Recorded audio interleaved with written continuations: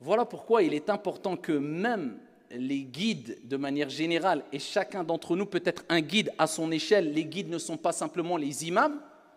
eh bien, mettent en application certains actes, certains comportements qui font partie de la religion aussi, qui ne s'opposent pas à la religion, afin d'éduquer les autres. Pourquoi? Parce qu'à l'époque du prophète sallallahu alayhi wa sallam, les compagnons n'écoutaient pas simplement le prophète, mais nous, ce qui nous est parvenu des faits et gestes du prophète,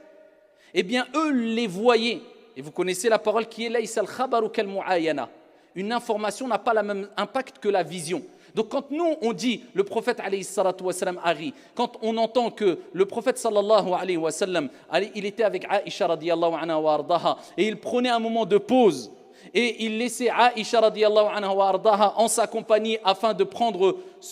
d'apprécier ce moment de divertissement, regarder les abyssins faire leur représentation dans la mosquée, eh bien nous on l'entend.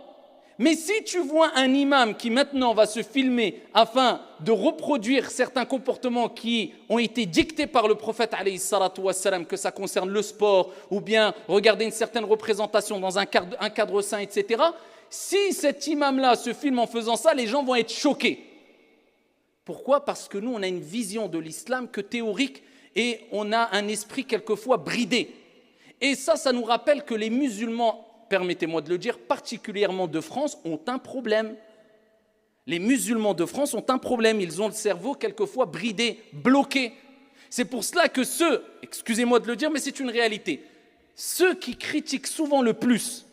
ceux qui se plaignent souvent le plus, ceux qui pointent le plus les autres du doigt, ceux qui poussent le plus au pessimisme, quand on compare, d'après ma petite expérience, et je m'inclus dedans, et j'espère me tromper, quand on compare les musulmans de France avec les musulmans des autres pays d'Europe et d'ailleurs, eh bien on voit qu'on a un sacré gros problème, nous les musulmans.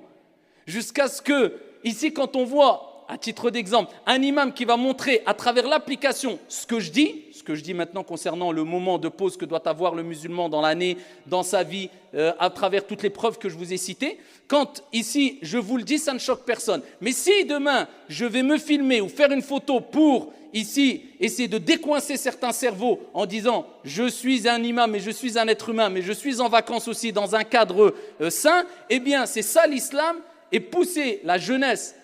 à ne pas avoir une certaine frustration et à se dire « ah bah l'islam c'est que des interdits ». Non, l'islam c'est l'ouverture, c'est la vie, c'est la joie, c'est l'épanouissement et c'est se préparer pour le delà. Eh bien tu verras des gens qui vont être choqués, comme si un imam devait être une personne, un robot virtuel si tu veux, qui reste à dire toute la journée 24/24